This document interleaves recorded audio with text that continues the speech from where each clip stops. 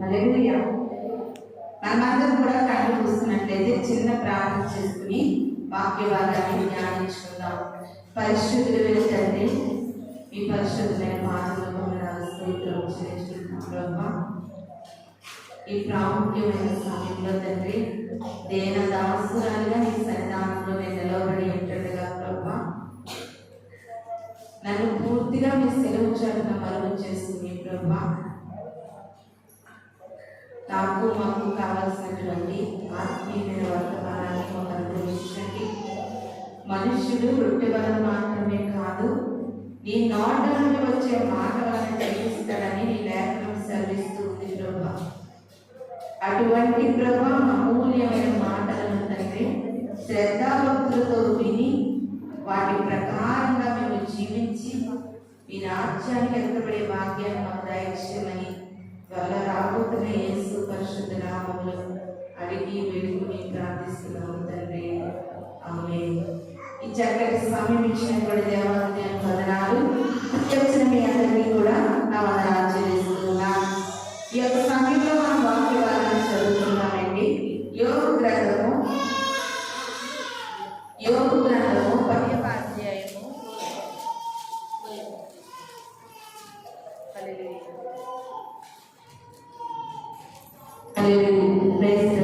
హల్లెలూయా.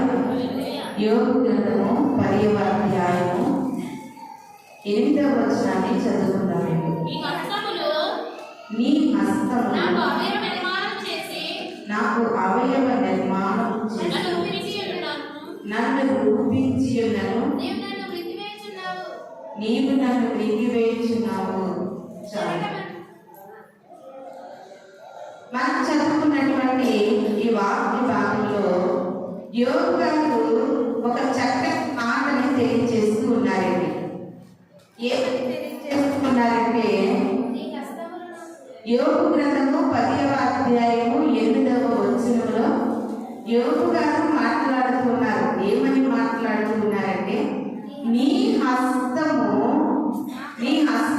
నాకు అవయవ నిర్మాణము చేసి నన్ను రూపించి ఉన్నవి అని యోబు గారు మాట్లాడుతూ ఉన్నారు. ప్రియమైనటువంటి దేవుని సంగమా,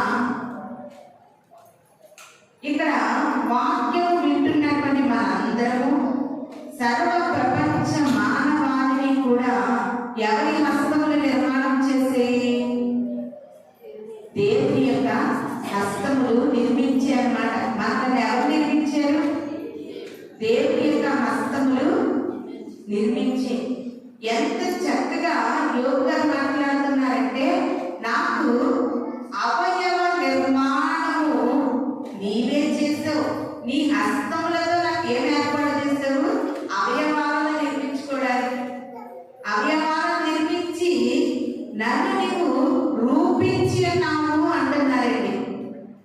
కుడి వచ్చిన మనందరినీ కూడా ఈ రీతిగా రూపించడానికి గల కారణం ఏంటంటే, దేవుని హస్తములు మనకి అవయవ నిర్మాణం చేస్తాయి. ఏం చేస్తాయి?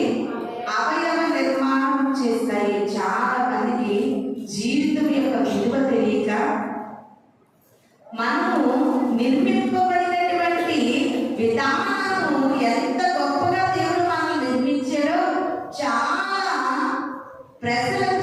మంది ప్రజలకు ఈ విషయం తెలియక, ఈ నిర్మాణాన్ని తెలియక, వారికి దీని యొక్క పరమాత్మను తెలియక, ఈ నిర్మాణంలో ఉన్న గొప్పతనాన్ని తెలియక చాలా మంది లోకంలో ఏం చేస్తున్నారంటే, వారి నిర్మాణాన్ని వారే పోగొట్టేసుకుంటున్నారు. ఆ నిర్మాణాన్ని వారే పోగొట్టుకుంటున్నారు. దేవుడు మనల్ని ఎంతగానో ప్రేమించి తన పరిశుద్ధమైన హస్తములతో మనల్ని నిర్మించుకున్నాడు. ఆ నిర్మించుకున్నది ఎవరు? నన్ను నిర్మించుకున్నాడు. ఈ నిర్మాణం అంతా కూడా దేవుడు నన్ను నిర్మాణం చేసి నిర్మించాడు. నిన్ను నిర్మించాడు, నన్ను నిర్మించాడు. ఈ లోకంలో అందరినీ దేవుడు నిర్మిస్తే ఆ నిర్మాణాన్ని కొంతమంది పాడు చేసుకుంటున్నారు. ఆ నిర్మాణాన్ని కొంతమంది నిర్లక్ష్యం చేస్తున్నారు. ఆ నిర్మాణాన్ని కొంతమంది పోగొట్టుకుంటున్నారు, కొంతమంది కూల్చుకుంటున్నారు. ప్రియమైన దేవుని సంగమా, నిజంగా యోబు గారు పలుకుతున్నటువంటి మాట చాలా ఆలోచింపదగిన విషయముగా మనకు కనబడతా ఉంది. ఇంకా ఏమంటున్నారంటే 9వ వచనంలో, జగడములుగా నన్ను నీవు నిర్మించితివి, ఆ సంగతి జ్ఞాపకము చేసుకొనుము. హల్లెలూయా, హల్లెలూయా. నిర్మించిన దేవునికి మరలా జ్ఞాపకం చేసుకోగలము చెప్పవసరదు, ఆయన తెలుసు. బాగా ఆలోచించండి. జిగటమన్నుగా ఉన్న నన్ను నిర్మించావు, ఒక్కసారి నన్ను జ్ఞాపకం చేసుకో అని యోబు భక్తుడు పలుకుతూ ఉన్నాడు. ప్రియమైన దేవుని శర్మ, ఇది నాన్ని ఈ వాక్యము మనల్ని చాలా ధైర్యపరుస్తూ ఉంది. ఈ వాక్యము జీవిస్తున్నటువంటి నీ జీవితము, నా జీవితము ఎంత విలువైనదో, ఎంత గొప్పదో ఇది నాన్ని యోబు గారి యొక్క మాటలు మన కళ్ళ ముందు దేవుడు పెడుతూ మన జీవితాన్ని మనకు తెలియజేస్తూ ఉన్నట్లుగా మనం ఈ వాక్యాన్ని ధ్యానిస్తూ ఉన్నాం. ఎంత లోకమంటో చూడండి. జిగటమన్నుగా ఉన్న నన్ను నువ్వేం చేశావు? నిర్మించే. నిన్ను జిగటమన్నుగా అంటే ఒక మట్టి వలె ఉన్న నిన్ను నిర్మించడం అనేది అంత అవసరం అంటారు. మట్టి ముద్దను తీసుకుని, జిగటమన్నును తీసుకుని ఆయన నిన్ను ఈ లోకంలో తల్లి గర్భంలో రూపించడము అంత అవసరం ఏముంది? మనం పుట్టకపోతే నష్టం ఏముంది? అలాగని మనం పుడతల లాభం ఏముంది? ప్రతి మనిషి కూడా తన జీవితాన్ని ఒక్కసారి ప్రశ్నించుకోవాలని యోబు గారి మాటల ద్వారా దేవుడు మనలను హెచ్చరిస్తూ ఉన్నాడండి. ఈ యొక్క సమయంలో మనము దేనిని ధ్యానించుకోబోతున్నామంటే, ఈ యొక్క అవయవ నిర్మాణాన్ని నిర్మించిన దేవుని పట్ల ఈ నిర్మాణం విషయంలో మనం ఎంతగా భక్తి కలిగి, శ్రద్ధ కలిగి దేవుని కొరకు మనము బ్రతుకుచున్నాము. అసలు ఈ నిర్మాణాన్ని నిర్మించవలసిన అవసరం ఆయనకి ఏముంది అనేది ఇది మనం నేర్చుకోబోతున్నాం. నిర్మాణం అంటే మనమే కాదండి, ఇది ఈ మందిరాన్ని ఏం చేశారు? నిర్మించారు. నిర్మాణం చేసేటప్పుడు నిర్మించే వారికి కొన్ని ఆలోచనలు ఉంటాయండి. నిర్మాణం చేసేటప్పుడు నిర్మించే వారికి కొన్ని ఆలోచనలు ఉంటాయి. నిర్మాణం చేసేటప్పుడు దీన్ని ఎలా చేయాలి, దీన్ని ఎలా మోడల్ చేయాలి, దీన్ని ఈ రీతిగా చేయాలి, ఈ రీతిగా చేయాలి అనుకుంటూనే కదా నిర్మాణం చేస్తాము. ఏ ఆలోచన లేకుండా నిర్మాణం చేయలేము కూడా. అలాంటిది ఈ లోకంలో కొద్ది కాలం ఉండే వాటినే ఒక మనిషి ఎన్నో ఆశలతో, ఊహలతో, ఆశయాలతో నిర్మించుకుంటుంటే, ఈ లోకంలో 60-70 సంవత్సరాలు బ్రతికి, లేకపోతే 70-80 సంవత్సరాలు బ్రతికి మరలా ఆయన దగ్గరికి నువ్వు చేరే వరకు కూడా యుగ యుగాల జీవితంలో కూడా దేవుడు నీ కొరకు, నా కొరకు ఎన్ని ఆలోచనలతో నిర్మాణం చేసుకుంటాడండి. ఒకసారి మనము ఆలోచించాలి. ఇంత మంచి మంచి మెటీరియల్ వాడి ఇంత నిర్మాణం చేసుకున్న తర్వాత కొన్ని గృహాలకు వెళ్తే నిర్మాణము సరైన మెటీరియల్ వాడకపోతే, కాస్ట్లీ దానికి తగినటువంటి మెటీరియల్ వాడకపోతే, దాన్ని సరిగా కట్టకపోతే, దాన్ని సరిగా నిర్మించకపోతే ఏం కలుగుతాయి? ఇలాగే వేటల కింద వచ్చేస్తూ ఉంటాయి. అవునా? కొన్ని నిర్మాణాలు సరిగా లేకపోతే వేటలకి బారిపోతూ ఉంటాయి. అప్పుడు ఏటన్నా ఎలా వచ్చింది ఏంటంటే మనం ఎవరింటికన్నా వెళ్ళినప్పుడు అడిగినప్పుడు సరిగా కట్టలేదండి, ఆ నిర్మాణం సరిగా లేదండి అని మనం అంటాం. ఈ దినాన్ని నిన్ను నన్ను నిర్మించిన వారు సరిగా కట్టలేదండి, సరిగా నిర్మించలేదండి అనడానికి సరిపోవు. ఎందుకంటే వాక్యం ఏమని సెలవిస్తూ ఉందంటే, దేవుడు నరులను యథార్థవంతులుగా చేశాడు. ఎలా నిర్మించుకున్నాడంటే అండి, యథార్థవంతులుగా నిర్మించుకున్నాడు. కానీ మనమే కొన్ని ప్రలోభాలకు లోనైపోయి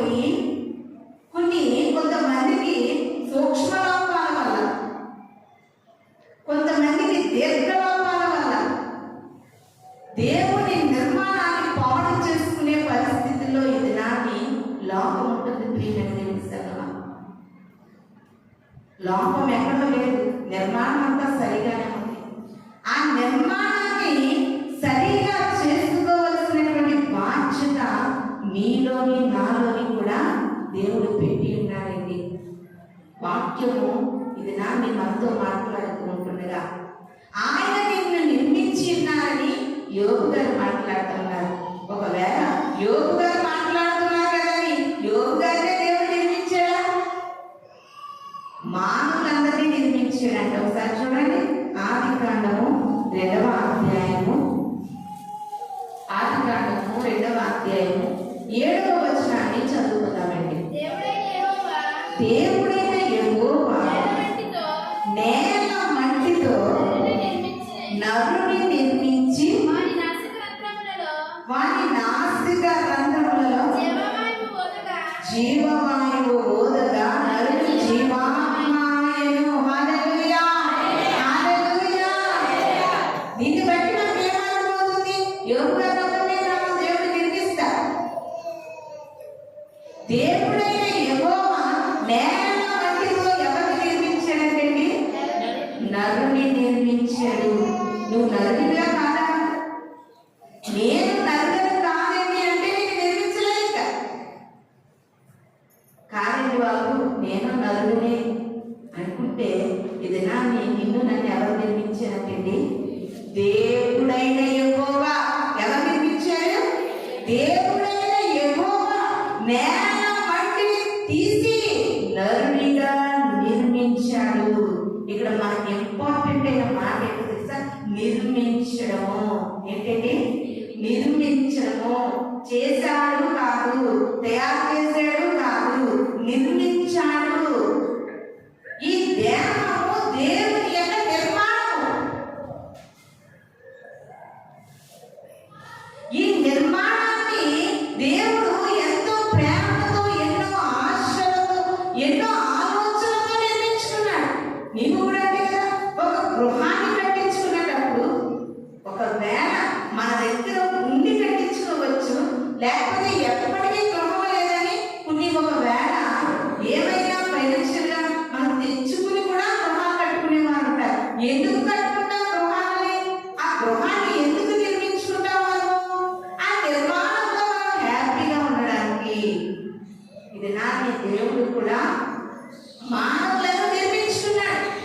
ఎందుకు నిర్మించుకున్నాడంటే ఆ మానవుల హృదయములలో, ఆ నిర్మాణంలో దేవుడు కొలువై ఉండడానికి నిన్ను నన్ను నిర్మించుకున్నాడు. ఇంత గొప్ప దేవుడు, సర్వ సృష్టిని కలుగు చేసినటువంటి దేవుడు కొలువై ఉండడానికి, ఆయన నివాసమై ఉండడానికి లోకమంతా లేదా? నీవు నేను ఎందుకు ఆయన నివాసం ఇవ్వడానికి మనం ఎందుకు ఆయన నిర్మాణంగా ఉండాలి?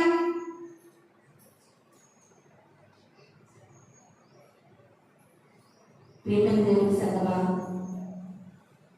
ఈ దేహము దేవుని ఆలయము కనుక ఆలయంలో ఎవరు ఉండాలి? దేవుడు ఉండాలి. ప్రతి మనిషిని కూడా ఎందుకు నిర్మించుకున్నాడంటే ఆ నిర్మాణంలో ఆయన జీవించడానికి, ఆయన కొలువై ఉండడానికి నిర్మించుకున్నాడు. అంతో మాట ఉంటుంది కదండి, ప్రకటన గ్రంథంలో ఒక మాట ఉంటుంది. ఆయన హృదయం అనే తలుపు నొద్ద నిలబడి తడుచు ఉన్నాడు. ఏంటి విచిత్రము, ఏంటి విడ్డూరము? హృదయం ఏంటి? దానికి ఒక తలుపు ఏంటి? ఆ తలుపు దగ్గర దేవుడు నిలబడి తట్టడం ఏంటి? ఎప్పుడైనా ఆలోచన చేసావా? హృదయం అనేడు తలుపు నొద్ద యేసునాథుడు నిలచి సదయుడగుచు తలుచుచు సకల విధములను. ఆ హృదయం అనే తలుపు, ఈ హృదయము ఒకసారి బాగా ఆలోచన చేద్దామండి. ఈరోజు వాక్యాన్ని బాగా ఆలోచన చేసి అవగాహనలోనికి వద్దాం. హృదయము ఒక తలుపు. దేవుడు ఏమంటున్నాడండి? నీ హృదయం అనే తలుపు కదా నేను చుట్టి తప్పించుకున్నాను. హృదయం అనేది ఏంటి? తలుపు. తలుపు దేనికి ఉంటది? ఇంటికి ఉంటది. ఇల్లు అంటే ఏంటి? నిర్మాణము. ఆ నిర్మాణంలో నీవు నేను. అర్థమవుతుందని చెప్పిన మాట హృదయం అనే తలుపు ఎంత ఆయన నిలబడి తట్టుచు ఉన్నాడు. తలుపు దగ్గరికి వచ్చాడు. మరి తలుపు ఉన్న దగ్గర ఏముండాలి? ఇల్లు ఉండాలి. ఇల్లు లేకుండా, ఏమీ లేకుండా ఆ ఓపెన్ ప్లేస్ లో తలుపు నిలబెడితే ఉంటుందా? ఉండదు కదా. దానికి ఒక ఇల్లు ఉంటే దానికి ఒక తలుపు నిలబెడితే ఉంటారు. మరి ఆ తలుపు ఏదైనా నిలబడి తట్టుచు ఉన్నాడంటే ఆ ఇల్లు ఎవరు? మనమే. అది నిర్మించినది ఎవరు? దేవుడే, యెహోవాయే. ఇది నాకు మనిషి అనుకుంటున్నారు. నేను నా జీవితము, అబ్బా నా కళ్ళు, అయ్యో నా చేతులు, నా యవ్వనము, నా శరీరము, నా ఇష్టము అని ఇది నాని మనుషులు వెర్రమిపోతున్నారు. ప్రేమ దేవుని సంగమా, దేవుడు అంటున్నాడు, యోబు గారి ద్వారా దేవుడు మాట్లాడుతూ ఉన్నాడు, నాకు అవయవ నిర్మాణం చేసింది నీవు. నాకు ఉన్నటువంటి ప్రతి అవయవాన్ని నువ్వు ఏం చేస్తావండి? నిర్మాణం చేస్తావు. ఆయన నిర్మాణం చేసింది ఈ లోకంలో ఎవడు నిర్మించలేడు.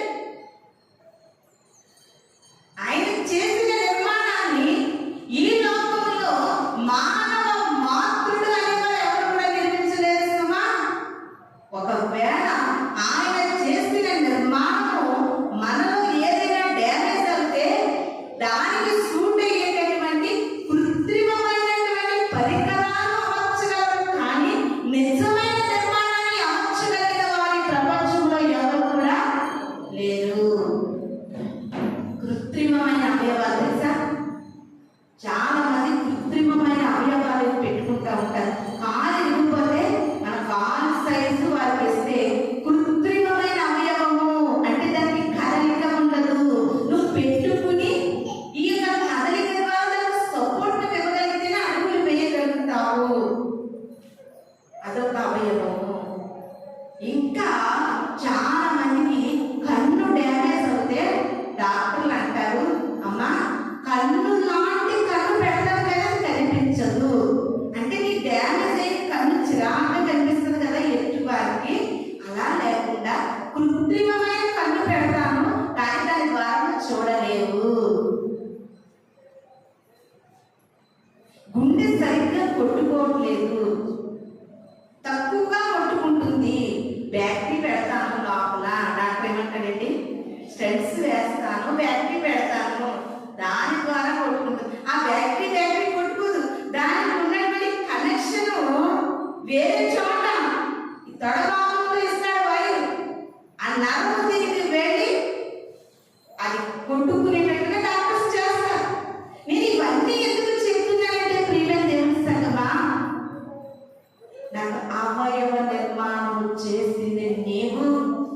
యోబు ఎంత బాగా మాట్లాడుతున్నారో చూడండి. అవయవ నిర్మాణం చేసింది నీవు, జీవితముగా నన్ను నిర్మించింది నీవు. నిర్మించినటువంటి నీవు నాకు ఇన్ని ఇబ్బందులు కలిగిస్తున్నావు, ఇన్ని బాధలు పెడుతున్నావు, ఇన్ని పరిస్థితులు వస్తున్నాయ్యా. ఏంటి నా పరిస్థితి? కానీ నాకు యోగులో ఒక మాట బాగా గుర్తొస్తుంది. బాగా ఆలోచన చేస్తున్న మాట ఏంటంటే, తనకున్న కష్టాలను బట్టి, తనకున్నటువంటి వ్యాధి బాధలను బట్టి, తనకున్నటువంటి నష్టాలను బట్టి యోగు బాధపడుతున్నారు. ఆయన ఎంత బాధపడుతున్నా కానీ ఒక విషయం మర్చిపోలేదు. నేను ఎంత బాధపడినా కానీ నా అవయవ నిర్మాణం మాత్రం చేసింది నీవు. ఈ నిర్మాణంపై అధికారి నీవు.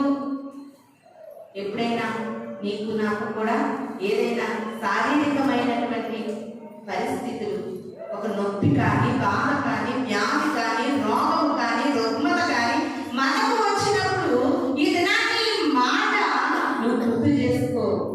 దేవుని సన్నిధిలో అడుగు, అయ్యా ఈ అవయవ నిర్మాణం చేసింది నీవు. ఇదిగో ఈ అవయవ నిర్మాణంలో నాకు కొంచెం లోపం ఉంది, నాకు కొంచెం బాధ ఉంది, నాకు కొంచెం వ్యాధి ఉంది.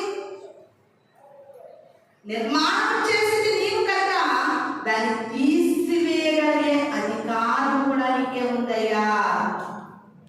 అలా అడిగిన తర్వాత యోబు గారి జీవితంలో రెండంతల ఆశీర్వాదం, పోయిన ఆరోగ్యం, పోయిన ఆస్తి, పోయిన భార్య, పోయిన బిడ్డలు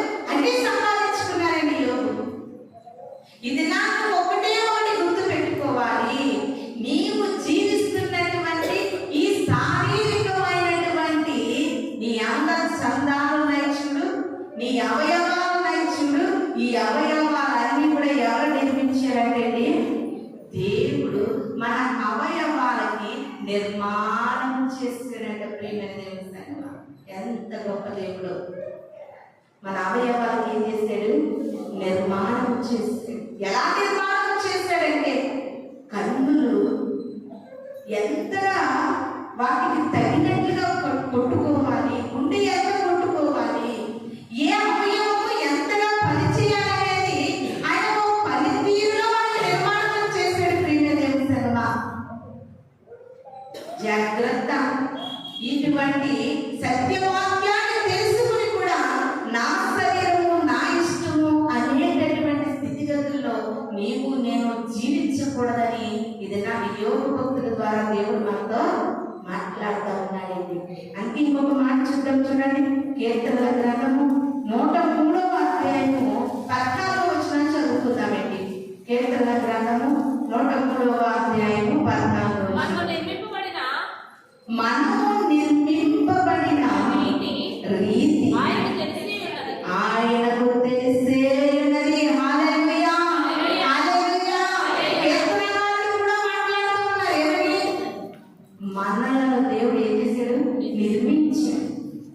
మనలను నిర్మించిన దేవుడికి సమస్తము కూడా తెలిసిపోతాయి కదా.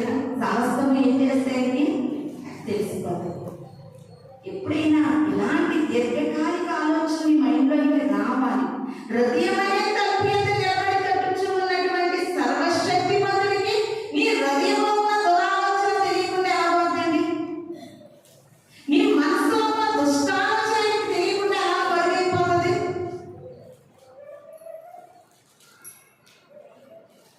బాగా ఆలోచించండి. హృదయాలను పరిశోధించే దేవుడు. ఈ లోకంలో మనము నిర్మించబడిన రీతి ఆయనకు తెలిసి ఉన్నది. ఎందుకంటే నిర్మించింది ఎవరు కాదు, ఆయనే. కాబట్టి నిర్మించాడు. ఈ దేహాన్ని దేవుడు నిర్మించి ఈ వాక్యం ఆనందిస్తున్న నీవు ఈ రోజుల్లో ఎంతో మంది ఈ దేహాన్ని దేవుడు నిర్మించాడని తెలియక వారంతటా వారే ఈ దేహాన్ని ఏం చేసుకుంటున్నారండి? వారే కూలగొట్టుకుంటున్నారు. ఈ దేహాన్ని వారే ఉంచుకుంటున్నారు. జాగ్రత్త. ఈ లోకానుసరమైన ఎన్ని ఇబ్బందులు, పరిస్థితులు, స్థితిగతులు నీకు ఎదురైనప్పటికీ కూడా ఈ దేహము మీద నీకు అధికారం లేదు. నిర్మించిన వారికే ఈ దేహం మీద ఏముందండి? అధికారం ఉంది. నీ అంతటా నీవు నీ నిర్మాణాన్ని నువ్వు ఏం చేసుకోకూడదు? పాడు చేసుకోకూడదు. చాలా మంది నిర్మాణాన్ని కొంతమంది భయంకరమైన వ్యసనాల వల్ల పాడు చేసుకుంటూ ఉంటారు. ఈ నిర్మాణాన్ని ఏం చేసుకుంటారండి? భయంకరమైన వ్యసనాల వల్ల నిర్మాణాన్ని పాడు చేసుకుంటారు. భయంకరమైన అలవాట్ల వల్ల నిర్మాణాన్ని పాడు చేసుకుంటారు. భయంకరమైనటువంటి లోకానుసారమైన పాపం వల్ల నీ నిర్మాణం ఏమైపోతుంది? పాడైపోతుంది. ఈ నిర్మాణం దేవుడు నిర్మించినదని ఆదికాండంలో చదువుకున్నాం. యోగ భక్తులు తెలియజేస్తున్నారు, కీర్తనకారుడు తెలియజేస్తూ ఉన్నాడు. అదే కీర్తన గ్రంథంలో ఇంకొక మాట ఉంటుంది చూడండి. 139వ కీర్తనలో ఒక మాట చదవండి. 139వ కీర్తన 13వ వచనం.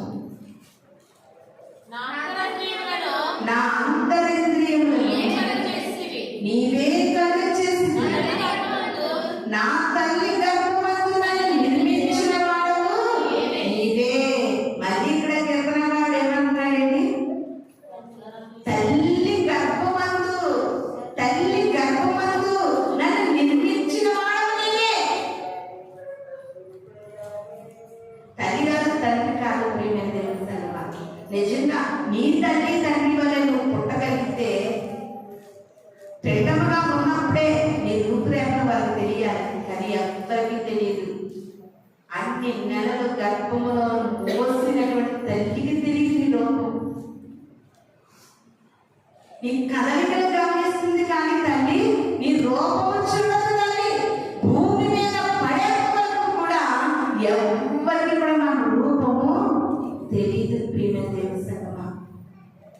తల్లి గర్భం అంటే ఆయన నిన్ను నన్ను ఏం చేసినట్టండి నిర్మించాడు, నిర్మాణం జరిగిందంట. అందుకనే ఇంకా కింద వచనాలు చూస్తే ఒక చక్కటి మాట 16వ వచనం, నేను పిండమై ఉండగా నీ కన్నులు నన్ను చూచెను. హల్లెలూయా. ఎంత విడ్డూరమో, ఎంత విచిత్రమో. పిండాన్ని ఎవరైనా చూడగలరా? కడుపులో ఉన్నటువంటి పిండాన్ని, గర్భసంచిలో ఉన్న పిండాన్ని ఎవరైనా చూడగలరా? భక్తుడు అంటున్నాడు, పిండమునే నేనుండగా నీ కన్నులు నన్ను చూచెను. హల్లెలూయా, హల్లెలూయా. పిండమునే ఉండగా ఆయన కన్నులు నీ మీద పడ్డాయి. ఎంత విచిత్రమైనటువంటి ప్రేమ, ఎంత గొప్ప దేవుడు ప్రేమ తెలుసా. నిర్మించుకున్నాడండి నేను. ఎన్నో ఆశలతో, ఆశ్రయాలతో దేవుడు నేను నిర్మించుకున్నాడు. ఆయన కొన్ని ఆలోచనలతో, కొన్ని ఆశలతో నీ కొరకు ఎన్నో ఆలోచనలు కలిగి నేను నిర్మించుకుంటే నీ ద్వారా ఆయన ఆలోచనని నువ్వేం చేస్తున్నావు? భంగం చేస్తున్నావు. ఆయన ఆలోచనని నిష్ఫలంగా మార్చేస్తున్నావు. ఒక్క బిడ్డగా నీవు పుడితే 100 బిడ్డలు దేవుడితో తిరగబడతామని, త్రిప్పుతామని నీ ప్రవర్తన, నీ ఆలోచన, నీ సువార్త, నీ ప్రార్థన అనేక ఆత్మల దేవుడితో త్రిప్పేడుగా నీవు ఉంటావని నీ కోసం ఆయన నేనెంతో ఇష్టపూర్వకంగా నిర్మించుకుంటే ఒక్క ఆత్మను కూడా రక్షించలేని దౌర్భాగ్యపు నిర్మాణం అది. ఎంత బాధాకరమో ప్రేమ తెలుసు. కొంతమంది అయితే మరీ విచిత్రం, వీరిని నిర్మించుకుంటే వీరి నిర్మాణం ద్వారా కొంతమంది రక్షించబడకపోవడం అటుంచితే ఈ నిర్మాణం కొన్ని నిర్మాణాలను పాడు చేస్తుందండి. ఈ నిర్మాణమే కొంతమంది నిర్మాణాలను పాడు చేస్తుంది.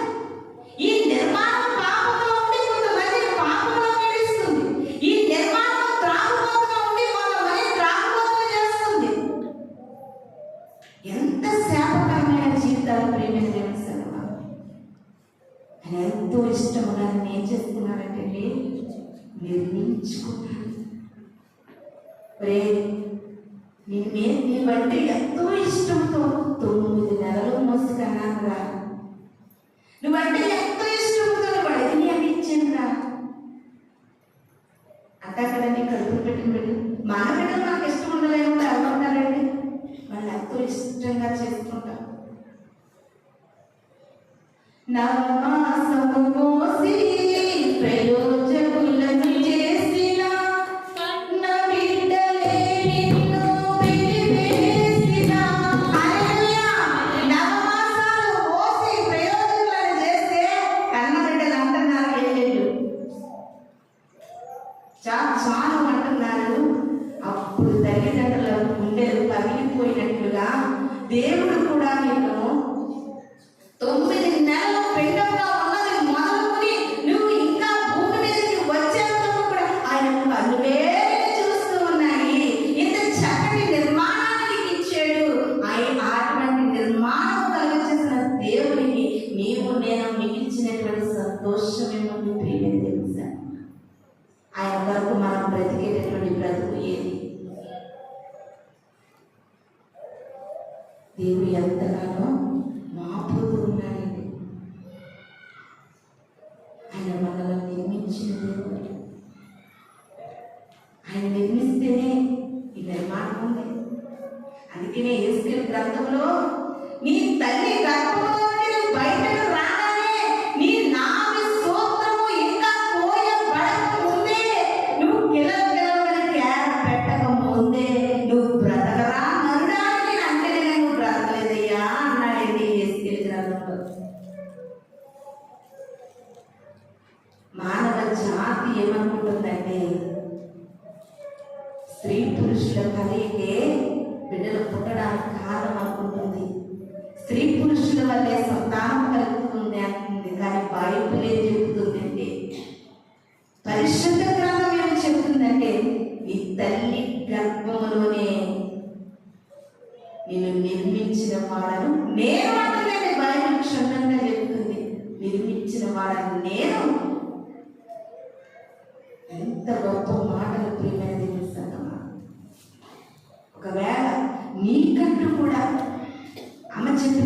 విషయాన్ని బట్టి చూడండి, తను ఎంతో విశ్వాసంతో నమ్మకంతో దేవుడి మీద ఆధారపడింది. ఆయన చూడక మారతారా, ఇవ్వక మారతారా, స్వస్థపరచక మారతారా? నీవు నేను కూడా అంతే ప్రియమైన దేవుడి సంగమా. ఈ నిర్మాణం మీద ఆయన ఏముందండి? అధికారం ఉంది. చాలా మందికి మన నిర్మాణానికి ఏదైనా లోటుపాట్లు లోపాలు వస్తే డాక్టర్ గారు గుర్తొచ్చినంత స్పీడ్గా దేవుడి మైండ్లోకి రాసుమా. వాక్యం అంటుంది, జిగట మందుగా నేల మట్టి నుండి మందులు తీసి దేవుడని యెహోవా నరుని నిర్మించాడు. ఆ నిర్మించినటువంటి దేవుడు నీ నిర్మాణానికి ఏదైనటువంటి లోటుపాట్లు లోపాలు వ్యాధి బాధలు రోగాలు నీకు ఎదురైనప్పుడు ఫస్ట్ ఎయిడ్ అంటారు చూడండి. ఎవరికైనా ప్రతి బస్సులో కూడా ఫస్ట్ ఎయిడ్ అనేసి బాక్స్ ఉంటుంది. ఏదైనా యాక్సిడెంట్ జరిగినప్పుడు చిన్న చిన్నగా కొంచెం కావాలని ఆ స్క్రిప్ట్ అని దెబ్బలు రాస్తారు. అలాగే ఫస్ట్ ఎయిడ్తో ఏం కొనుక్కోరు, పెద్ద పెద్ద దెబ్బలతో హాస్పిటల్కి వెళ్తారు. నిజంగా వాక్యం కూడా నీతో మాట్లాడుతుంది.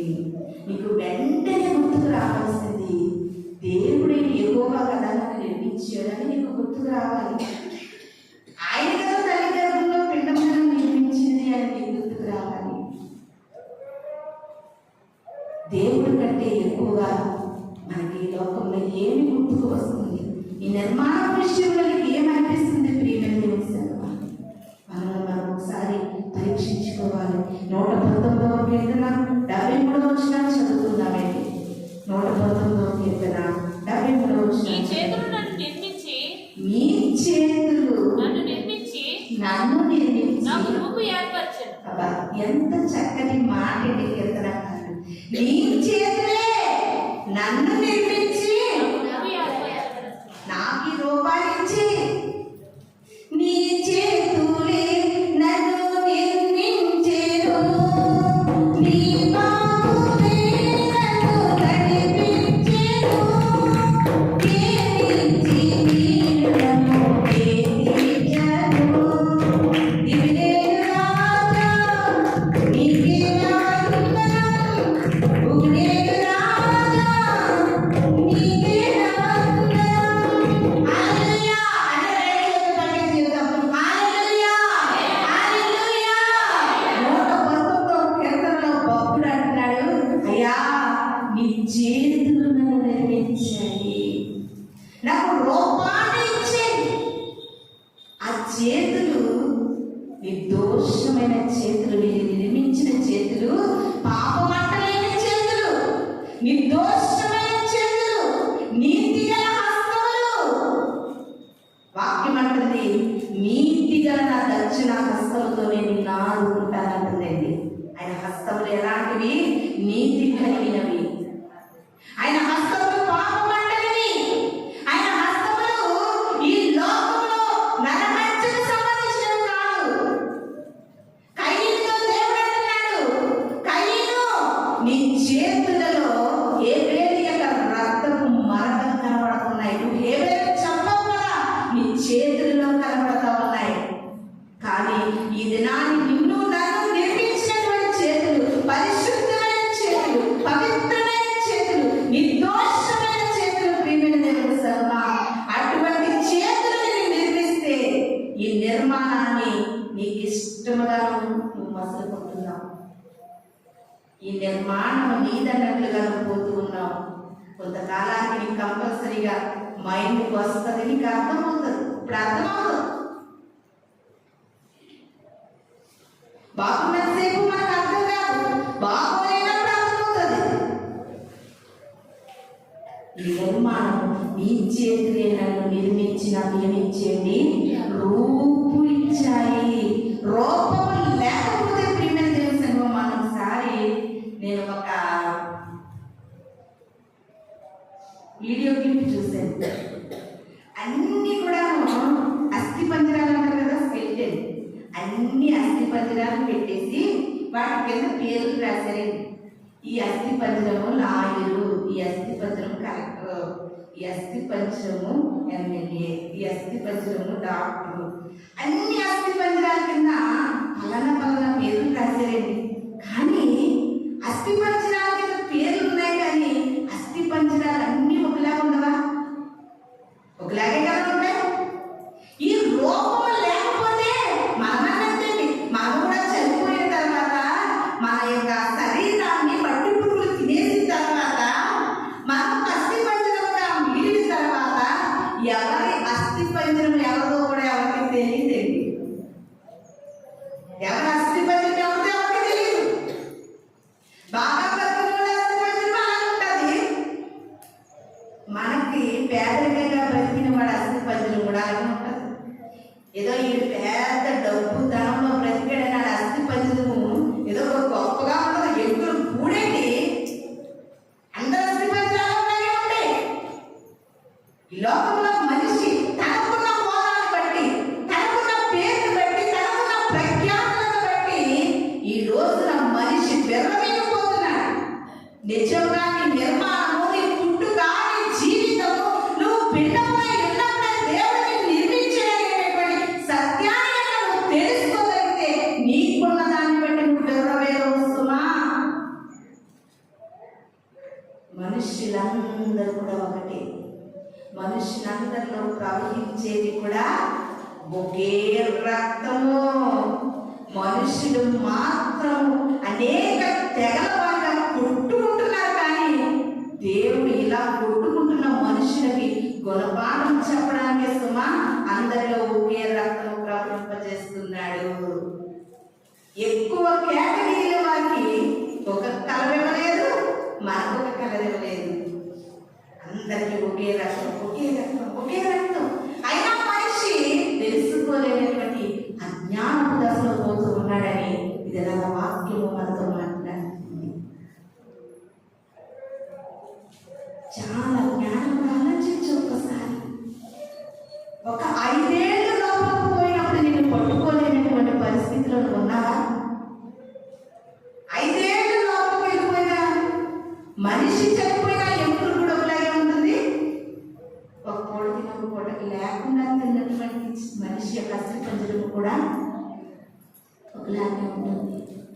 ఎందుకు? నీ దుష్టత్వముతో, నీ యొక్క గర్వముతో, నీ అహంకారంతో, అహంభావంతో మనిషి ఎందుకు దేవుని నిర్మాణాన్ని గ్రహించలేకపోతున్నాడని దేవుడి జనాన్ని పశ్చాత్తాపడుతూ ఉన్నాడు. ప్రియమైన దేవుని సంగమా, ఎంత అందంగా ఉంటారండి వాడు. అమ్మా, ఎంత అందంగా ఉన్నా వైట్గా ఉండి అందంగా ఉండి చనిపోయిన తర్వాత ఆ ఎముకలకు అందాన్ని తెలియజేస్తారా? నిజంగా నీకు నాకు కూడా వాక్యం అనే సత్యము మనలోనికి ప్రతి క్షణం కూడా మనమేమి, మన నిర్మాణం ఏంటి, మన అవయవ నిర్మాణం చేసినది ఎవరు? మా చిన్ననాటి కాలంలో ఇలాంటి అభివృద్ధి లేదు, కానీ ఈ కాలం అయితే అవయవ దానములు ఉన్నాయి. ప్రియమైన దేవుని సంగమా, ఉన్నాయా? అవయవాలు ఏం చేసుకోవచ్చంట? దానం ఇవ్వచ్చంట. నేత్రదానం ఇవ్వచ్చు, గుండెలు కూడా ఏదైనా దానం ఇస్తున్నా, కిడ్నీలో దానం చేస్తున్నా, అవయవాలు ఇవ్వచ్చు. కానీ ఆ అవయవ నిర్మాణం చేసింది దేవాది దేవుడిని మాత్రం గుర్తుపెట్టుకో. ఒక్క నరం సరైన సరే ఈ లోకంలో ఏ మనిషి కూడా సరైన రీతిలో బ్రతకలేడు. ముందు నీ నిర్మాణం ఏంటో నువ్వు గ్రహిస్తేనే నిర్మించిన వారు ఎంత గొప్ప దేవుడు గ్రహించగలరు. అది గ్రహింపు లేని వారు దేవుని కూడా ఏం చేయలేదండి, గ్రహించలేదని వాక్యము మనకు సెలవిస్తుంది. యెషయా గ్రంథము 43వ అధ్యాయం 7వ వచనాన్ని చదువుకుందామండి. యెషయా గ్రంథము 43వ అధ్యాయం 7వ వచనము. నా మహిమ నిమిత్తము నేను సృజించిన వారిని నా నామమును పెట్టబడిన వారందరినీ నిర్మించుకున్నాను. చూడండి ఎంత చక్కటి మాట. దేవుడు ఎంత యెషయా ప్రవక్త ద్వారా చక్కటి మాటని మనకు తెలియజేస్తూ ఉన్నాడు. ప్రియమైన దేవుని సంగమా, యెషయా గ్రంథం 43వ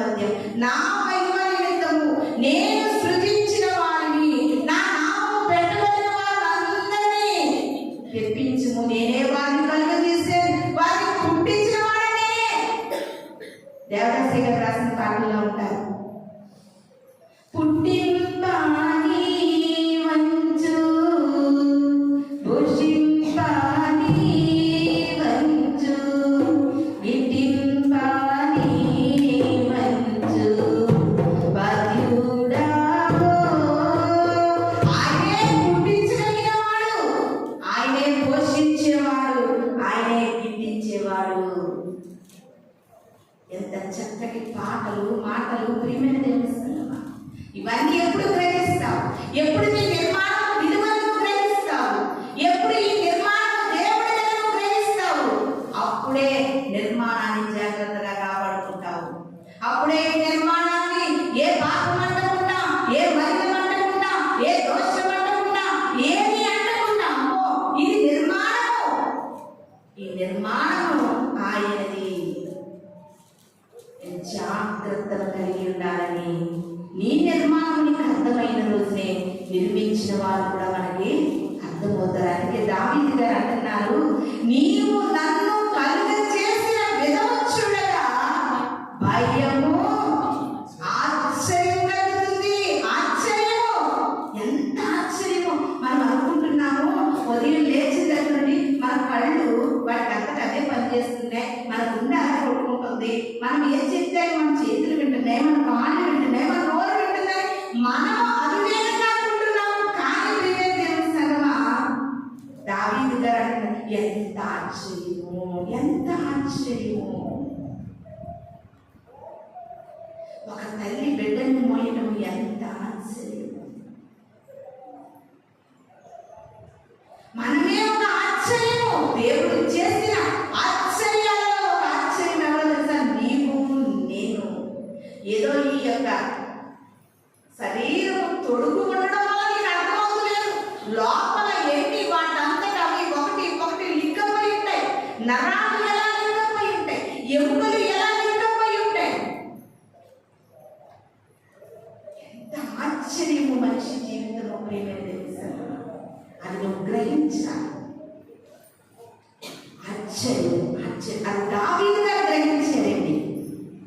నువ్వు నన్ను కలుగు చేసిన విధానం చెప్తా, అది ఎంత ఆశ్చర్యం, ఎంత ఆశ్చర్యం. ఇది దాన్ని ఇవే ఒక ఆశ్చర్యమని నువ్వు గ్రహించేటటువంటి జ్ఞానం కలిగి ఉండాలని వాక్యము మనకు సెలవిస్తుంది. 1 కొరింథీయులకు రాసిన పత్రిక 12వ అధ్యాయము 18వ వచనాన్ని చదువుకుందామండి. 1 కొరింథీయులకు రాసిన పత్రిక. అయితే దేవుడు అవయవములలో ప్రతి దానిని తన చిత్త ప్రకారము శరీరములో ఉంచెను.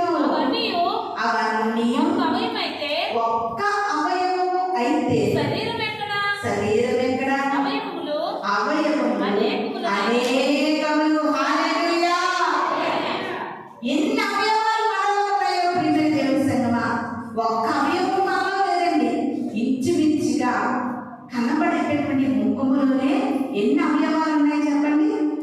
పంచేంద్రియాలు ఉన్నాయి. కనబడే ముఖములో ఎన్ని ఉన్నాయి? 5 అవయవాలు ఉన్నాయి. పంచేంద్రియాలు ఉన్నాయి. ముఖానికే 5 అవయవాలు ఉంటే ఇంకా శిరస్సు మొదలుకొని స్త్రీ పాదం వరకు అనేకమైన అవయవాలండి. అనేకమైన అవయవాలు కలిగి ఉన్నామని పౌలు గారు సెలవిస్తున్నారు. ఈ అవయవాలన్నిటికీ కూడా ఒక్కటే. ఏంటది? శరీరం ఒకటే, ఆత్మ ఒకటే, హృదయం ఒకటే, మనస్సు ఒకటే. ప్రియమైన దేవుని సంగమా, అనేకమైన అవయవాలు. ఈ అవయవాలన్నీ కూడా జాగ్రత్తగా మనం కాపాడుకోవాల్సిన బాధ్యత ఎంతో ఉంది. నోటికి ఏది వస్తే అది వాగకు, కళ్ళు ఎటు తిరిగితే తిప్పకు, చెవులు ఎటు వెళ్తే వెళ్ళనివ్వకు. ఈ అవయవాలన్నీ కూడా ఒక క్రమ పద్ధతిలో ఆయన నిర్మించుకున్నాడు కనుక ఆయన నామ ఘనత వరకు నీ నిర్మాణాన్ని నువ్వు కాపాడుకోవాల్సిన బాధ్యత మనకి ఎంతో ఉందని ఇది నా వాక్యము మనకి సెలవిస్తూ ఉంది. ప్రియమైన దేవుని సంగమా, కొలస్సీయులకు రాసినటువంటి పత్రిక 3వ అధ్యాయం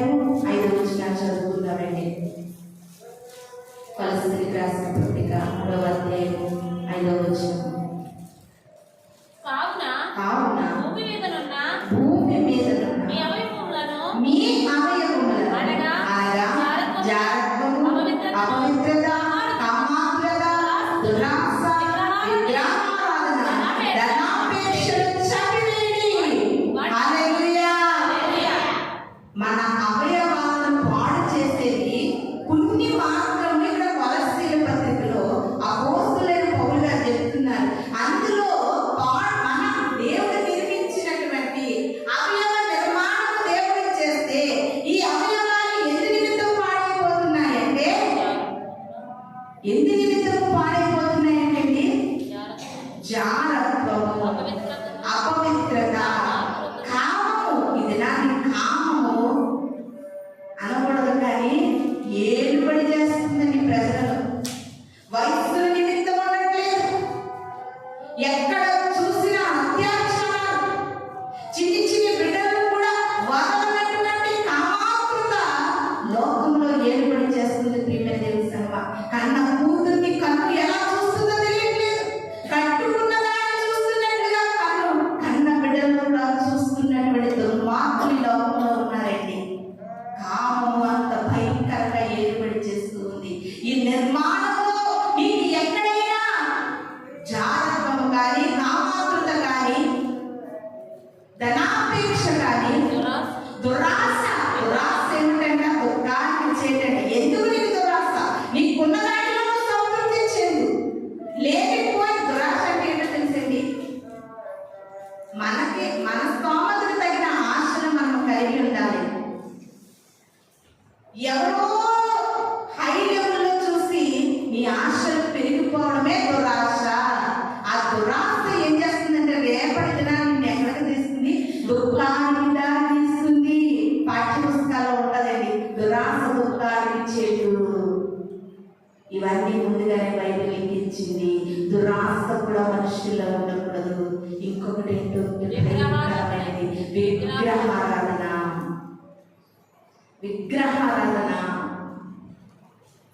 దేవుడు ఒక్కడే అనే సత్యాన్ని గ్రహించు. ఏ విగ్రహారాధనని ధరించారు. ఇంకా భయంకరమైనది ధనాపేక్ష. ధనాపేక్ష అంటే సమస్త కీడుకి మూలమంట. కొంతమంది నాకు తెలిసి మా ఇంట్లో కొంత ముసలు ఉండేవారు, మా నాన్న మా తాతయ్య. అది చాలా దాకా ఉండేదండి. పాపం చాలా సంపాదించారు వాడు. ఆ ధనాపేక్ష ఉంది, కానీ కడుపు నిండా తినేవారు కాదు, కట్టి నిండా నిద్రపోయేవారు కాదు. దానివల్ల మాకేమొస్తుంది? నీరసం వస్తుంది.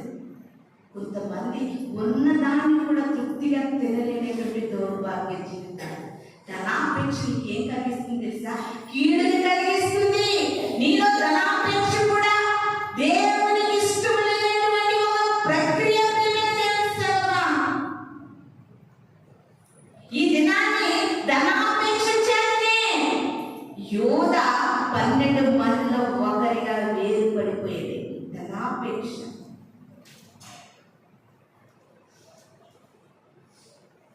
ఆ ధనాపేక్ష వల్ల సంఘంలో ఒక పెద్దలుగా బ్రతుకుతున్నటువంటి అననీయ సఫీరా నరకానికి జారిపోయారు. ఆ ధనాపేక్ష సొంత తమ్ముణ్ణే ఐగుప్తుకు అమ్మేటటువంటి యోసేపు, యాకోబు బిడ్డలుగా మిగిలిపోయింది ధనాపేక్ష. ఈ ధనాపేక్ష నువ్వు అనుకుంటున్నావు చాలా మంచిదని నువ్వు ప్రలోభపడుతున్నావేమో. అది సమస్త కీడులకు మూలము. మీ అవయవంలో నీకు ఉన్నాయా? నేను అడగట్లేదండి, ఈ పౌలు గారు అడుగుతున్నారు. ఈ అవయవంలో, మీ అవయవంలో జాగ్రత్త ఉందా? కామాతురత ఉందా? విగ్రహారాధన ఉందా? దురాశ ఉందా? ధనాపేక్ష ఉందా? మిమ్మల్ని మీరే పరీక్షించుకోండి. మీకు ఎంత జ్వరం ఉందో నాకు ఎంత తెలుస్తుందండి. MBBS చదివిన డాక్టర్ కూడా ఆ థర్మామీటర్ తీసుకెళ్ళి నోట్లో పెడతాను, కానీ నీకు ఎంత జ్వరం ఉందో చెప్పరు. గమనించే ఎప్పుడైనా నేను చూడగానే నీకు 104 ఉందని చెప్పరా, 102 ఉందని చెప్పరు. ఆ థర్మామీటర్ తీసుకెళ్ళి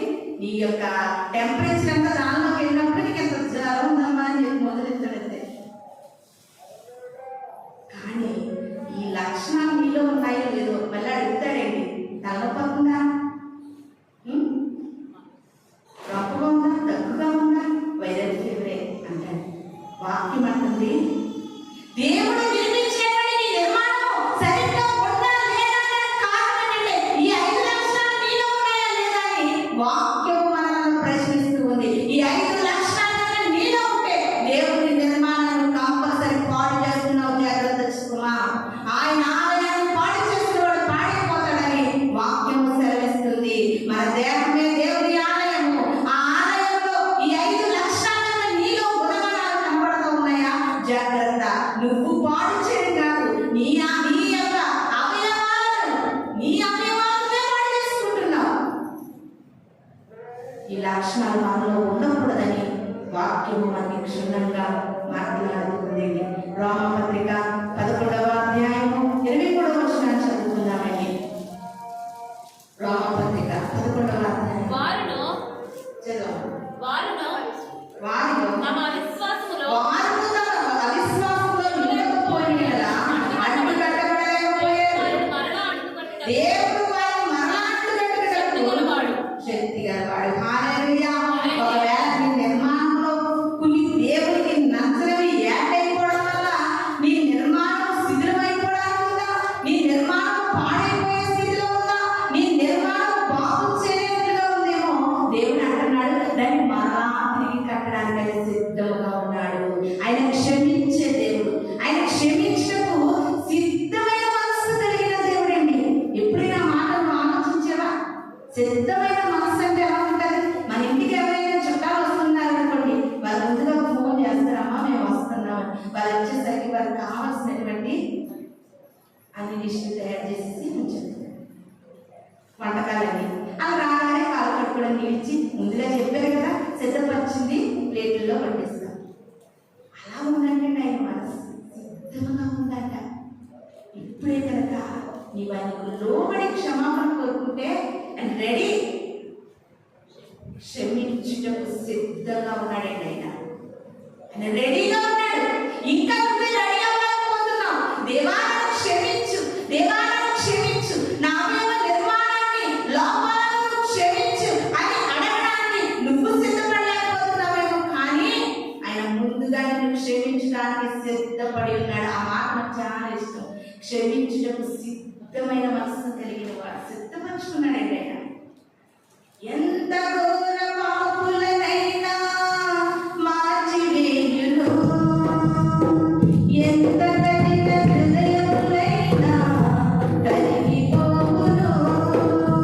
యేసు ప్రేమ మాటలే వినుట ధన్యము.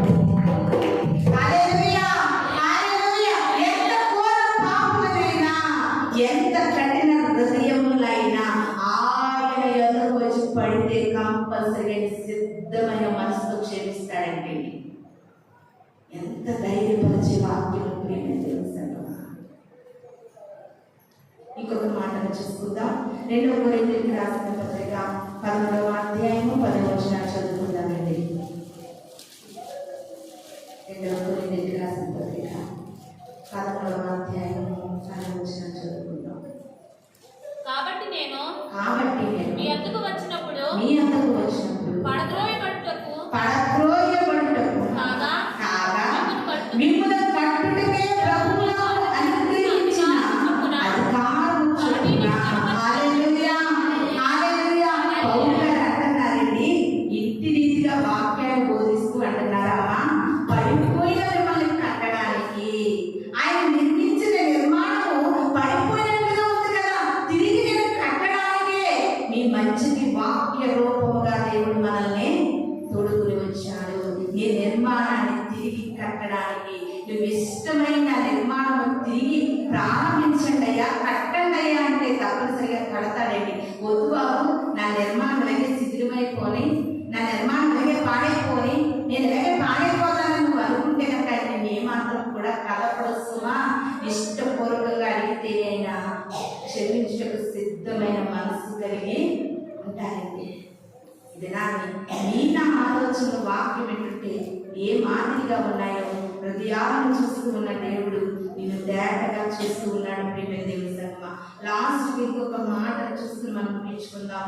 మత్తయి సువార్త 5వ అధ్యాయము 29వ వచనాన్ని. మత్తయి సువార్త 5వ అధ్యాయము 29వ వచనం. నీ కుడి కన్ను నిన్ను అభ్యంతరపరిచిన ఎడల దాన్ని పెరిగి నీ ఎదురు నుండి పారవేయు. నీ దేహమంతయు చాలా యేసుక్రీస్తు వారు సువార్తను ప్రకటిస్తున్నటువంటి దినాలు అంటున్నారు, అమ్మా నీ యొక్క అవయవాలను నేనే నిర్మించాను. ఒకవేళ ఆ అవయవాలు అభ్యంతరంగా దేవునిలో నిన్ను జీవించడానికి నీ కన్నుని ఒక అభ్యంతరంగా ఉంటే నువ్వు దాన్ని పీకి పారవేసే, నీ చెయ్యి అభ్యంతరంగా ఉంటే దాన్ని తీసే, నీ కాళ్ళ అభ్యంతరం ఉంటే నువ్వు దాన్ని తీసే. ఎందుకంటే అన్ని అవయవాలు కలిగి నరకంలోకి పోయే కంటే ఒక్కొక్క అవయవం కలిగైన సరే ఎక్కడికి చేరాలంటే పరలోకించాలి. చాలాసార్లు ఆలోచించండి, ఈ మాట మనల్ని ఎంతగా దూరం తీసుకెళ్తుంది. కిడ్నీ పాడైపోయింది, డాక్టర్ ఏమంటాడు, అమ్మా 2 కిడ్నీలు పాడైపోయి ఎవరైనా కిడ్నీ పెట్టుకుంటే నాలుగు బ్రతుకుతావు అంటాడు. పదే 2 కిడ్నీలను బ్రతుకుతాను, కాలం బ్రతుకుతానని అనుకో. డాక్టర్ చెప్పిన దానికంటే కొంచెం త్వరగా చనిపోతామా అవి మా కిడ్నీ పాడైపోతాయి. దేవుడు వాక్యం అంటుంది, కన్నే పాడైపోతే కన్నులో ఉన్నటువంటి చెడ్డ క్రియలను పెరిగి పాడే. కన్ను కాదు పాడేయాల్సింది, అదృష్ట చూపు, పాపపు చూపు, మోహపు చూపు. యోగు గారు అంటున్నారు, పరస్త్రీని మోహముతో చూడకూడదని నా కన్నులతో నేను ఏం చేశాను, నిబంధన చేశాను. డాక్టర్ ముందే చెప్తారమ్మా నీ గర్భసంచి పాడైపోయింది, ఆపరేషన్ చేసి తీసి పడేసుకో, కొంతకాలంగా నువ్వు బ్రతుకుతావు అంటారు. ఏం చేద్దాం, అర్జెంట్గా చేయించుకుని తీసేసుకుంటాం కదా. దేవుడు వాక్యం అంతకంటే విలువైందండి. ఈ కొద్ది జీవితం కొరకే ఈ అవయవం పాడైపోయిన ఆపరేషన్ ఎందుకు తీసేసుకుంటే తలెక్కేస్తున్నా. యుగ యుగాలు జీవించే జీవితం ఏంటి? నీ జీవితాంతం ఆ పండుచున్న అగ్నిగుండంలో తప్పించబడాలంటే పాపపు చూపుని తీసివేయడానికి నీకు మనసు రావట్లేదా? పాపపు ఆలోచన తీసివేసే మనసు నీకు రావట్లేదా? ఈ కొద్దిపాటి జీవితంలోనే అమ్మో ఈ అవయవం నాలో పాడైపోయి తీసేయాలన్నారు డాక్టర్ గారని ఎంతో ఆతృత పడుతున్నారే. మహాబ్రతికితే కొద్ది కాలం అండి, యుగ యుగాలు జీవించే జీవితం కొరకు ఇది నాకు ప్రభు అడుగుతున్నాడు మనల్ని. ఆయన అవయవ నిర్మాణంలో ఆయనకి నచ్చినవి ఏమన్నా నీలో చోటు చేసుకుంటే, డాక్టర్ కంటే కూడా దేవుని మాట ముఖ్యంగా నేర్చుకుని తీసివేయగలిగితే యోగ యోగాలు కూడా మనం ప్రభువుతో ఉంటామని దేవుడు మనకి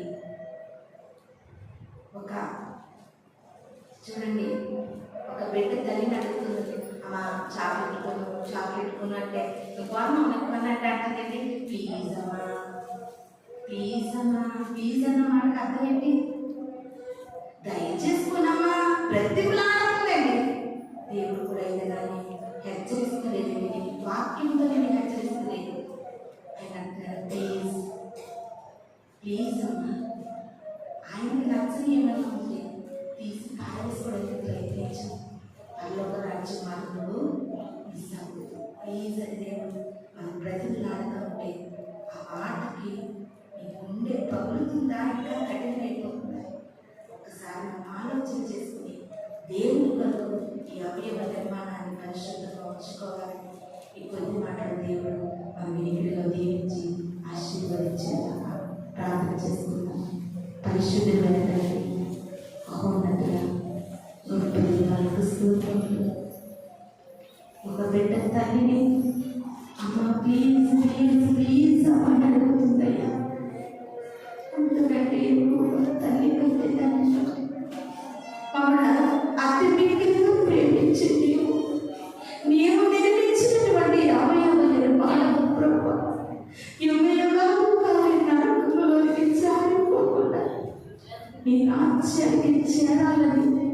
ఇప్పటి వరకు నీ వాక్యము ద్వారా మాతో మాట్లాడారు ప్రభు.